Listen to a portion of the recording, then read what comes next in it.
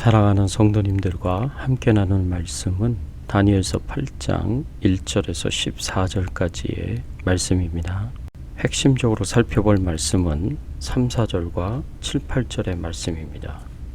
내가 눈을 들어본 즉 강가에 두 뿔 가진 순양이 섰는데 그 두 뿔이 다 길었으며 그중 한 뿔은 다른 뿔보다 길었고 그 긴 것은 나중에 난 것이더라.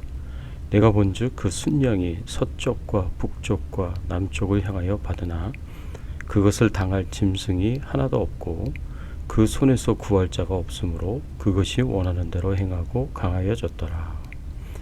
내가 본즉 그것이 순양에게로 가까이 나아가서는 더욱 성내어 그 순양을 쳐서 그 두 뿔을 꺾으나 순양에게는 그것을 대적할 힘이 없으므로 그것이 순양을 땅에 엎드러뜨리고 짓밟았으나 순양을 그 손에서 벗어나게 할 자가 없었더라. 순염소가 스스로 심히 강대하여 가더니 강성할 때에 그 큰 뿔을 꺾이고 그 대신에 현저한 뿔 넷이 하늘 사방을 향하여 났더라. 오늘 말씀을 통해서 우리가 생각해 봐야 할 주제는 하나님은 어떤 분이신가 입니다. 하나님께서는 세상 나라들의 흥망성쇠를 결정하여 멸망시키시고 영원한 하나님의 나라를 세우시는 분이십니다. 그래서 앞으로 세상 강대국들이 등장하지만 어느 나라도 영원한 나라는 존재하지 않고 하나님의 심판대 앞에서 그 모든 죄악을 심판받고 멸망을 받게 될 것입니다. 대표적인 나라들로 바벨론, 메대와 바사, 헬라와 로마 제국이 있습니다. 다니엘은 이 모든 것을 환상으로 보았습니다. 바다에서 올라온 4마리 짐승 환상을 보았고 오늘 본문에서는 을레 강변에서 본 순양과 순염소 환상을 봅니다. 오늘 본문에서 기록된 순양과 순염소의 환상을 통해서 하나님이 어떤 분이신가에 대한 교훈을 얻을 수 있습니다. 하나님은 말씀하신 대로 성취하시는 분이십니다. 하나님은 말씀하신 대로 바벨론이 멸망하고 난 이후에 메대와 바사가 강대국이 되게 하십니다. 오늘 본문 3절의 말씀에 보면 내가 눈을 들어본 즉 강가에 두 뿔 가진 순양이 섰는데 그 두 뿔이 다 길었으며 그중 한 뿔은 다른 뿔보다 길었고 그 긴 것은 나중에 난 것이더라. 다니엘이 엘람에 있는 수산성의 을레 강변에서 본 환상인데 이 환상에서 다니엘은 두 뿔을 가진 순양을 봅니다. 그런데 이 순양의 두 뿔은 그 크기가 달랐습니다. 두 뿔은 다 길었는데 그중 한 뿔은 다른 뿔보다 더 길었습니다. 그 긴 뿔이 다른 한편 뿔보다 나중에 난 것입니다. 20절에 가브리엘 천사가 와서 준 해석에 의하면 이 두 개의 뿔을 가진 순양은 메대와 바사 왕을 가리킵니다. 먼저 난 작은 뿔은 다리오 왕을 가리키고 나중에 난 긴 뿔은 바사의 고레스 왕을 상징합니다. 그런데 이 두 뿔 가진 순양이 즉 메대와 바사 왕들이 어떻게 행동합니까? 4절의 말씀에 보면 내가 본즉 그 순양이 서쪽과 북쪽과 남쪽을 향하여 받으나 그것을 당할 짐승이 하나도 없고 그 손에서 구원할 자가 없으므로 그것이 원하는 대로 행하고 강하여졌더라. 이 순양이 서쪽과 북쪽과 남쪽을 향하여 들이받습니다. 그런데 당할 짐승이 하나도 없다고 합니다. 그런데 이 순양이 엄청 강력하여서 주변의 나라들을 공격하여 정복하였다라는 의미입니다. 이 양은 원래 공격적인 짐승이 아닙니다. 그런데 마치 순양이 맹수와 같이 사납고 공격적이 되어서 뿔로 받습니다. 이것은 양이 본래 본성을 상실하고 거스려서 행하는 것으로 볼 수 있습니다. 양이 탐욕스럽게 주변의 나라를 공격하고 정복하여서 복속시킵니다.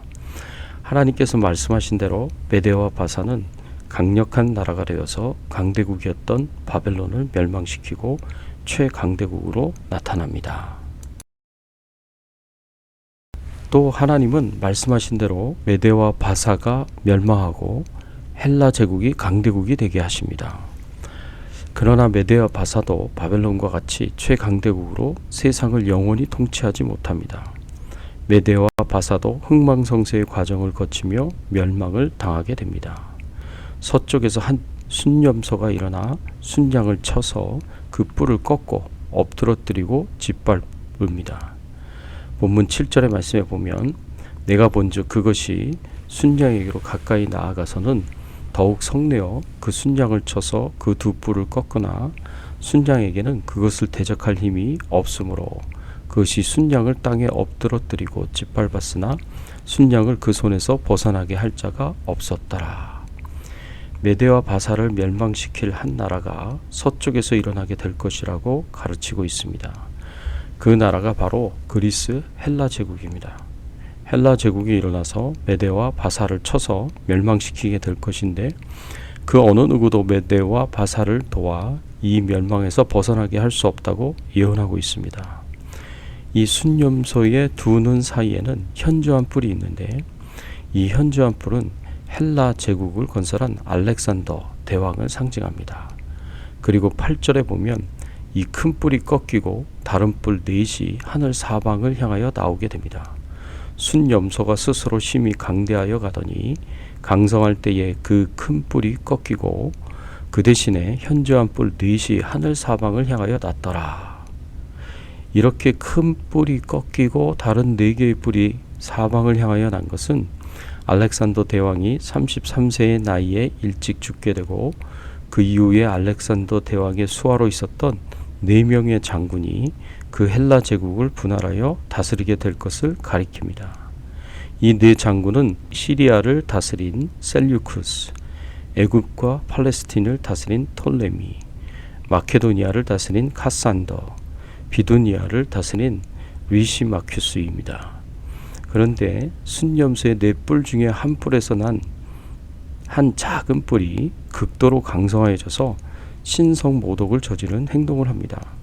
11절 12절의 말씀에 보면 또 스스로 높아져서 군대의 주제를 대적하여 그에게 매일 드리는 제사를 없애버렸고 그의 성소를 헐었으며 그의 악으로 말미암아 백성이 매일 드리는 제사가 넘긴 바 되었고 그것이 또 진리를 땅에 던지며 자의로 행하며 형통하였더라. 여기서 한 작은 뿔은 시리아의 셀루크스 왕조의 8번째 왕인 안티오쿠스 4세 에피파네스를 가리킵니다. 본문은 이 에피파네스가 강력한 군대를 조직하여 주변 나라를 정복하고 우상과 부정한 짐승의 피로 예루살렘 성전을 더럽히고 하나님께 대한 제사를 폐하는 악행을 저지르게 될 것을 예언하고 있습니다. 하나님께서는 이 모든 일을 미리 계획하시고 다니엘에게 환상으로 미리 말씀해 주십니다. 메대와 바사 제국이 건설하기 약 20년 전에 헬라 제국이 등장하기 약 200여 년 전에 다니엘은 이 환상을 보고 하나님께서 세상 역사를 어떻게 이끌어 가실 것인지에 대한 계획을 알게 하십니다. 하나님께서는 말씀하신 대로 계획하신 대로 이 세상 역사를 이끌어 가십니다. 그리고 이루고 성취하십니다. 이사야 14장 24절에 보면 만군의 여호와께서 맹세하여 이르시되 내가 생각한 것이 반드시 되며 내가 경영한 것을 반드시 이루리라고 말씀하셨습니다. 또 이사야 14장 26절에서 27절 말씀에 보면 이것이 온 세계를 향하여 정한 경영이며 이것이 열방을 향하여 편 손이라 하셨나니 만군의 여호와께서 경영하셨은즉 누가 능히 그것을 패하며 그의 손을 펴셨은즉 누가 능히 그것을 돌이키랴 하셨습니다. 사랑하는 성도 여러분, 하나님께서 생각하신 것을 경영하신 것을 반드시 이루시고 성취하시는 분이십니다. 이 온 세상을 향한 하나님의 경영이 있고 하나님이 미리 계획하시고 이 계획을 이루시기 위하여 행하시는 모든 경영은 반드시 이루실 것입니다. 그래서 말씀하신 대로 예수 그리스도를 믿는 모든 백성들을 저 천국으로 인도하실 것이고 저 영원한 천국에서 영생과 복락과 상급을 누리며 살게 하실 것입니다. 이것을 꼭 믿으시기 바랍니다. 함께 기도하겠습니다. 하나님 감사합니다. 하나님께서 말씀하신 대로 성취하시는 분이시라는 것을 알게 하여 주시니 감사를 드립니다. 이 세상 역사에 대한 하나님의 계획이 있고 그 계획을 이루시기 위한 경영이 있음을 알게 하여 주시니 감사를 드립니다. 하나님이 경영하시는 대로 이 세상은 반드시 이루어질 것이고 그리고 성취될 것입니다.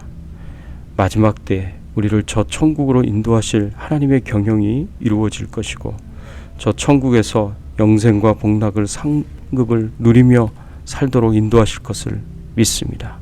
그날을 바라보고 소망하고 기대하고 기다리며 오늘 하루도 주님과 동행하고 하나님께 영광 돌리기를 간절히 소원하며 예수 그리스도의 이름으로 기도드리옵나이다.